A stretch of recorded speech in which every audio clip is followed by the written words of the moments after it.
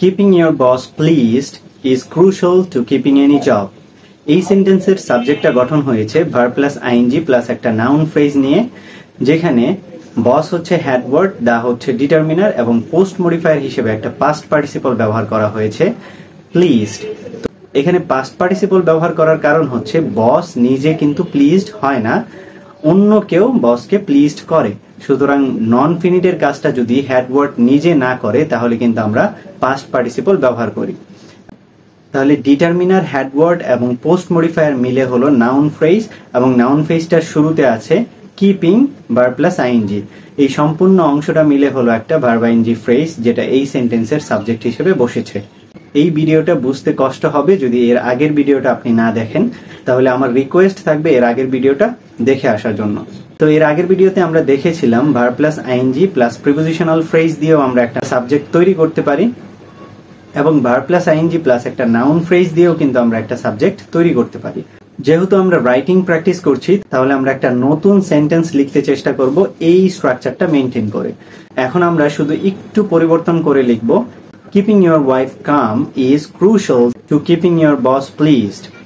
এই সেন্টেন্সে আমরা হেডওয়ার্ডটাকে চেঞ্জ করেছি, বস থেকে হেডওয়ার্ড দিয়েছি ওয়াইফ এবং ডিটারমিনার ইয়োর, এবং ওয়াইফ হেডওয়ার্ডটাকে কিন্তু এখানে আমরা একটা অ্যাডজেক্টিভ কাম দিয়ে পোস্ট মডিফাই করেছি। সুতরাং আমরা বুঝতে পারলাম হেডওয়ার্ডকে পোস্ট মডিফায়ার হিসেবে অ্যাডজেক্টিভ দিয়েও কিন্তু মডিফাই আমরা করতে পারি। ডিটারমিনার, হেডওয়ার্ড এবং পোস্ট মডিফায়ার নিয়ে হলো একটা নাউন ফ্রেজ, এবং এর শুরুতে আছে ভার্ব প্লাস আইএনজি, সম্পূর্ণ অংশটা মিলে হলো ভার্ব আইএনজি ফ্রেজ। যেহেতু ভিডিওটা রাইটিং প্র্যাকটিসের জন্য তৈরি করা, সুতরাং আমরা এই ভিডিওতে অনেকগুলো সেন্টেন্স তৈরি করব একটা স্ট্রাকচার মেনটেন করে, এবং আমরা একটা স্ট্রাকচারকে কতভাবে পরিবর্তন করতে পারি সেই বিষয়টাও কিন্তু এখানে আমি দেখাবো। তো আপনাদের যেটা করতে হবে, একটা স্ট্রাকচার নিয়ে আপনারা সেম স্ট্রাকচারে অনেকগুলো বাক্য লিখে লিখে প্র্যাকটিস করবেন। এখন আমরা ভার্বটাকে চেঞ্জ করে নতুন একটা ভার্ব লিখবো, রিসিভিং। তাহলে কি রিসিভ করব সেটা বোঝানোর জন্য আমাদের একটা নাউন ফ্রেজের প্রয়োজন। রিসিভিং দ্য লেটার, কার কাছ থেকে লেটারটা গ্রহণ করব সেইটা বোঝানোর জন্য পোস্ট মডিফায়ার হিসেবে কিন্তু আমরা একটা প্রিপোজিশনাল ফ্রেজ ব্যবহার করব, ফ্রম মাই ব্রাদার। তাহলে এই অংশটা মিলে কিন্তু হবে এই সেন্টেন্সের সাবজেক্ট। তাহলে এখানে আমরা হেডওয়ার্ড হিসেবে ব্যবহার করলাম লেটার, এবং এর ডিটারমিনার হচ্ছে দা, এবং লেটার কোনটা সেটা আরো নির্দিষ্টভাবে বোঝানোর জন্য একটা প্রিপোজিশনাল ফ্রেজ ব্যবহার করেছি। এর আগের ভিডিওতে আমরা দেখেছি প্রিপোজিশন প্লাস নাউন ফ্রেজ মিলে কিন্তু প্রিপোজিশনাল ফ্রেজ হয়। তাহলে এখানে ফ্রম হচ্ছে প্রিপোজিশন, মাই ব্রাদার হচ্ছে নাউন ফ্রেজ, মাই হচ্ছে ডিটারমিনার, ব্রাদার হচ্ছে হেডওয়ার্ড, দুইটা মিলে হলো নাউন ফ্রেজ, এবং পূর্বে আছে প্রিপোজিশন, সম্পূর্ণ অংশটা মিলে হলো প্রিপোজিশনাল ফ্রেজ। যেই প্রিপোজিশনাল ফ্রেজটা আবার হেডওয়ার্ড লেটারকে আরো নির্দিষ্ট করছে যে লেটারটা কার কাছ থেকে এসেছে, অর্থাৎ কোন লেটারটা। তাহলে এটা কিন্তু একটা পোস্ট মডিফায়ার। দা হচ্ছে ডিটারমিনার এবং লেটার হচ্ছে হেডওয়ার্ড, এবং প্রিপোজিশনাল ফ্রেজটা হচ্ছে পোস্ট মডিফায়ার। তো সম্পূর্ণ অংশটা মিলে হলো নাউন ফ্রেজ, এবং এই নাউন ফ্রেজের শুরুতে আছে ভার্ব প্লাস আইএনজি। তাহলে সম্পূর্ণ অংশটা মিলে হবে ভার্ব প্লাস আইএনজি ফ্রেজ, যেটা এই সেন্টেন্সের সাবজেক্ট হিসেবে কাজ করবে। এই স্ট্রাকচারটা মেনটেন করে আপনারা কিন্তু অনেকগুলো সেন্টেন্স লিখে প্র্যাকটিস করবেন, তাহলে বিষয়টা আপনাদের কাছে সহজ হবে, এবং ফ্রেজগুলোকে আলাদা আলাদা করে বিভিন্ন সেন্টেন্সে বিভিন্নভাবে ব্যবহার করতে চেষ্টা করবেন।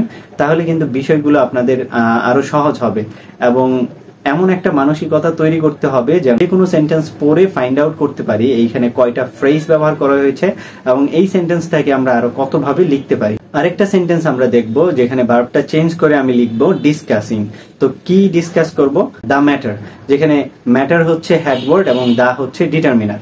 দুইটা মিলে হলো একটা নাউন ফ্রেজ, এবং আমি আরেকটা প্রিপোজিশনাল ফ্রেজ ব্যবহার করব কার সাথে ডিসকাস করছি ম্যাটারটা সেই বিষয়টা নিয়ে। তাহলে ডিসকাস কার সাথে করছি সেটা বোঝানোর জন্য আমি একটা প্রিপোজিশনাল ফ্রেজ ব্যবহার করব, উইথ ইয়োর প্যারেন্টস, যেখানে উইথ হচ্ছে একটা প্রিপোজিশন এবং ইয়োর প্যারেন্টস হচ্ছে একটা নাউন ফ্রেজ, যেখানে ইয়োর ডিটারমিনার, প্যারেন্টস হেডওয়ার্ড, দুইটা মিলে নাউন ফ্রেজ। তো প্রিপোজিশন প্লাস নাউন ফ্রেজ মিলে হলো একটা প্রিপোজিশনাল ফ্রেজ। তো এইখান থেকে আমরা শিখতে পারলাম ভার্ব প্লাস আইএনজির পর একটা নাউন ফ্রেজ ব্যবহার করতে পারি, এবং ওই নাউন ফ্রেজটার পর কিন্তু আমরা একটা প্রিপোজিশনাল ফ্রেজও চাইলে ব্যবহার করতে পারি। তো এই স্ট্রাকচারটাতেও আপনি অনেকগুলো সেন্টেন্স লিখে লিখে প্র্যাকটিস করবেন, যাতে আপনার ফ্রি হ্যান্ড রাইটিংটা স্মার্ট হয়। এই একই সেন্টেন্স আমরা একটু পরিবর্তন করে লিখতে পারি, discussing with your parents on the matter. এই ক্ষেত্রে কিন্তু আমাদের অন ব্যবহার করতে হবে। এখানে শুধু আমরা প্রিপোজিশন অন এনে প্রিপোজিশনাল ফ্রেজ তৈরি করেছি, এছাড়া বাকি সবকিছুই ঠিকঠাক আছে। অর্থগতভাবে যদি ঠিক থাকে তাহলে কিন্তু প্রিপোজিশনাল ফ্রেজ আগে বা পরেও আমরা লিখতে পারি। এখন আমরা ভার্ব প্লাস আইএনজির পর ইনফিনিটিভ ব্যবহার করে একটা সেন্টেন্স লিখব, যেমন trying to understand your boss. এইখানে কিন্তু ট্রাইং হচ্ছে ভার্ব প্লাস আইএনজি এবং এরপর আমরা একটা ইনফিনিটিভ ফ্রেজ ব্যবহার করেছি। এর আগের ভিডিওতে আমরা দেখেছিলাম ইনফিনিটিভ ফ্রেজ হচ্ছে ইনফিনিটিভ প্লাস একটা প্রিপোজিশনাল ফ্রেজ অথবা ইনফিনিটিভ প্লাস একটা নাউন ফ্রেজ। তাহলে এখানে ভার্ব প্লাস আইএনজি হচ্ছে ট্রাইং এবং এই ভার্ব প্লাস আইএনজির অবজেক্ট হিসেবে আমরা একটা ইনফিনিটিভ ফ্রেজ ব্যবহার করলাম, যেখানে টু আন্ডারস্ট্যান্ড হচ্ছে ইনফিনিটিভ এবং এরপর নাউন ফ্রেজ হচ্ছে ইয়োর বস। এই সেন্টেন্সের সাবজেক্টটা থেকে আমরা একটা বিষয় জানতে পারলাম, ভার্ব প্লাস আইএনজির অবজেক্ট হিসেবে কিন্তু আমরা ইনফিনিটিভ ফ্রেজও ব্যবহার করতে পারি। এখন আমরা দেখব অনেকগুলো প্রিপোজিশনাল ফ্রেজ ব্যবহার করে কিভাবে একটা সেন্টেন্স লিখতে হয়। Playing with my friends in the central field of our university in the morning is very much enjoying. এই সেন্টেন্সে কিন্তু আমরা প্লেইং ভার্ব প্লাস আইএনজি ব্যবহার করেছি, এরপর উইথ মাই ফ্রেন্ডস এখানে একটা প্রিপোজিশনাল ফ্রেজ ব্যবহার করেছি প্লেইংটা কার সাথে সেটা বোঝানোর জন্য, এবং প্লেইং এর কাজটা আমরা কোন স্থানে করছি সেটা বোঝানোর জন্য আরেকটা প্রিপোজিশনাল ফ্রেজ আমরা ব্যবহার করেছি ইন দ্য সেন্ট্রাল ফিল্ড। তাহলে এখানে ইন হচ্ছে preposition, the central field, field হচ্ছে হেডওয়ার্ড, সেন্ট্রাল হচ্ছে প্রিমডিফায়ার এবং দা হচ্ছে ডিটারমিনার। সম্পূর্ণ অংশটা মিলে নাউন ফ্রেজ এবং পূর্বে বসেছে প্রিপোজিশন ইন, সম্পূর্ণ অংশটা মিলে কিন্তু একটা প্রিপোজিশনাল ফ্রেজ। তো এই প্রিপোজিশনাল ফ্রেজটা কিন্তু প্লেইং এর কাজটা কোন স্থানে করছি সেটা বোঝাচ্ছে। এখন ফিল্ড, কোন ফিল্ড সেটা বোঝানোর জন্য আবার আমরা একটা প্রিপোজিশনাল ফ্রেজ ব্যবহার করেছি, অফ আওয়ার ইউনিভার্সিটি, যেখানে অফ হচ্ছে একটা প্রিপোজিশন এবং আওয়ার ইউনিভার্সিটি হচ্ছে একটা নাউন ফ্রেজ এবং দুইটা মিলে হলো একটা প্রিপোজিশনাল ফ্রেজ। তো এই প্রিপোজিশনাল ফ্রেজ কিন্তু আবার ফিল্ডের পোস্ট মডিফায়ার হিসেবে বসেছে। এখন কখন আমরা খেলতে পছন্দ করি?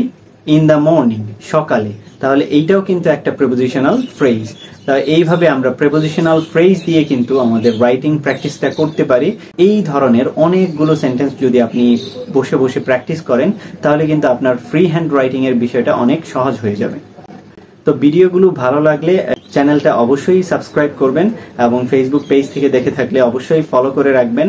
যেহেতু এই বিষয়গুলো আমি আপনাদের কাছে পৌঁছে দিয়েছি, আপনারাও অন্যদের কাছে পৌঁছে দিন, অন্যরাও এই বিষয়গুলো সম্পর্কে জানতে পারে। ভালো থাকবেন সবাই, আসসালামু আলাইকুম।